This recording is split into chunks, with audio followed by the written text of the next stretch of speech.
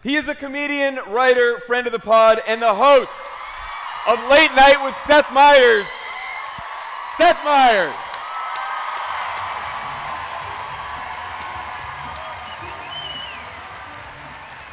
Hey, Seth.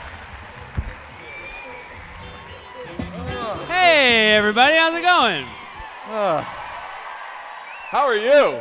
Wonderful. It's nice to see you. Comfy chairs in a beautiful theater. You were here 10 days ago?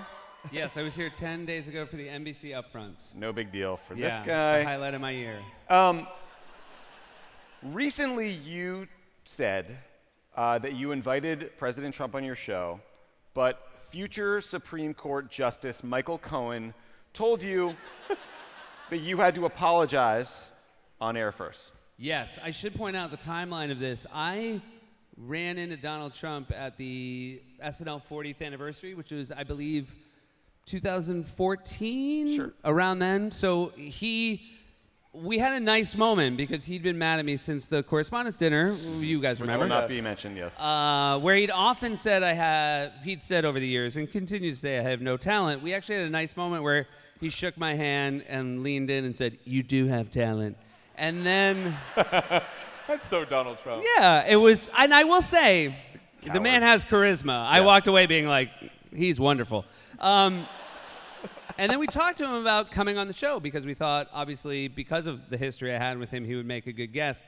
And I talked to him on the phone once. He had not announced that he was running for president, and he was saying to me, I might have a very interesting thing to say on your show, and I just didn't believe him.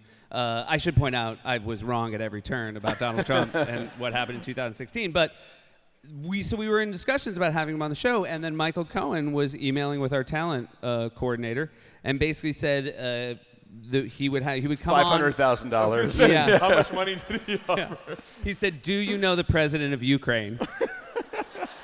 Can you hook me up? Can you put me in contact with him?" No, so they said, "Will you say," because at this point he'd announced, "Will Seth say he's ahead in the polls?" And of course we would. That was the news. We were saying it without him being there. And then it was, will he apologize publicly for the Correspondents' Dinner? And we just said no. Do you think it would be worth it? I mean, for you. Well, I mean, at this one, like, do you think it'd be worth it to be like, sorry, and then get 15 minutes to just push him on whatever you want?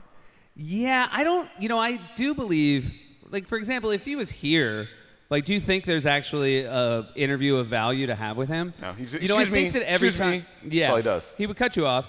Every time he's been anywhere, people afterwards, I think, are critical of how he was handled. Yeah. But I think there's a myth that there's this unicorn interview with him where he's going to say, "Oh, now that you put it like that, I do feel bad. Right.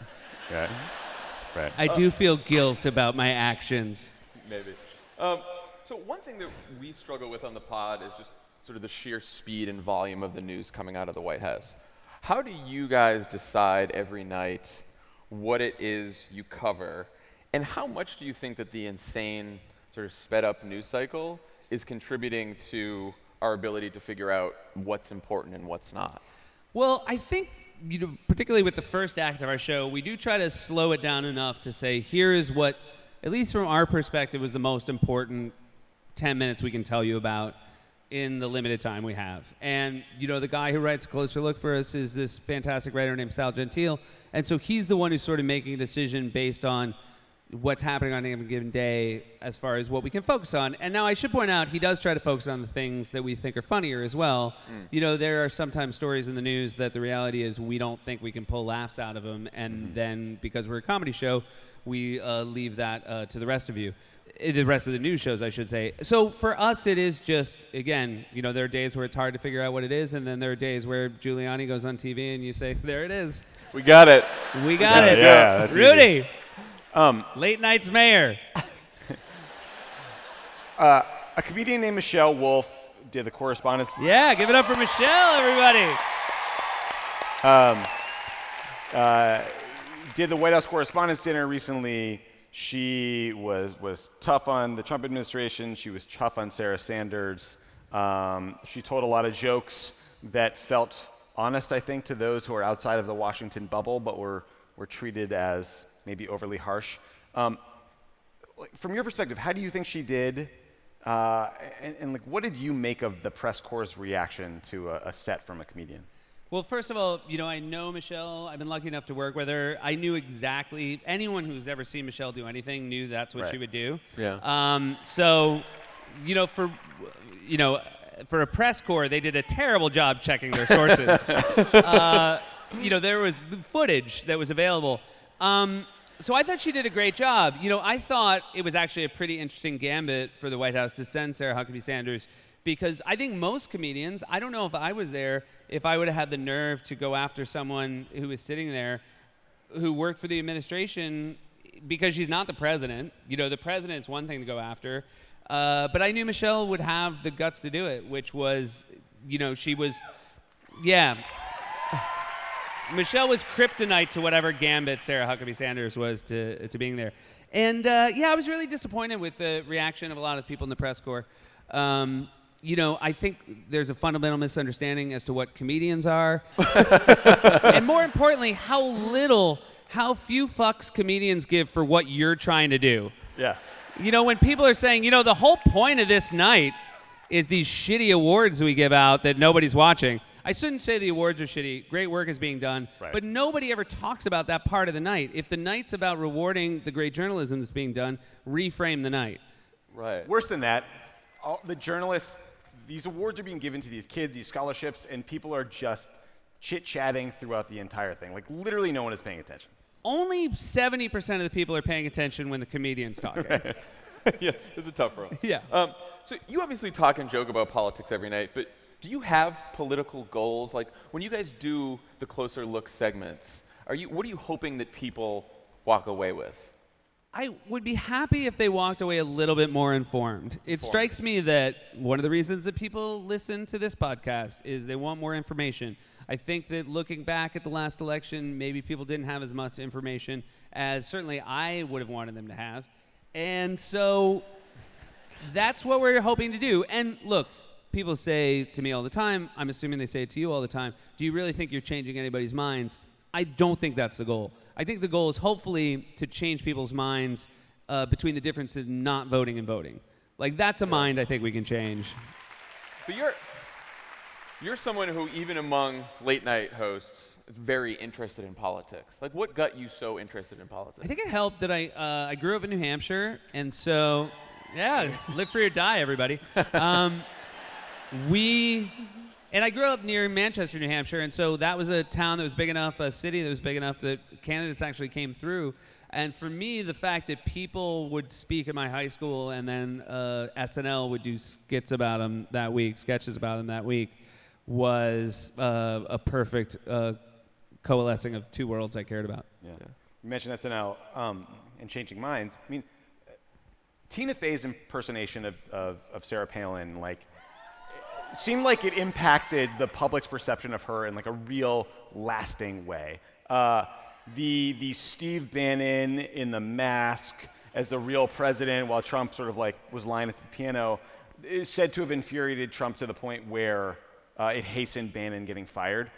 But the Alec Baldwin impression of Trump, do you think that has moved the needle at all, or is he just inoculated by decades in the spotlight? Yeah, it might be that so many people have done impressions of him now that it doesn't matter. I will say the Baldwin impression was a perfect impression for if he lost. Right. Who knows what the legacy of Tina's Sarah impression would have been if McCain won. Right. And that she had to keep doing it. I mean, I think she just would have stopped coming. So I think that's part of it, is that we're dealing with the long tail of an impression that so many of us didn't think would have to go on this long. When you're that good at an impression, is Lauren you don't get to stop doing this? Yeah, well, I think he seems to. I mean, I'm sure he's talking with Alec week to week, trying to convince him to come back. Yeah.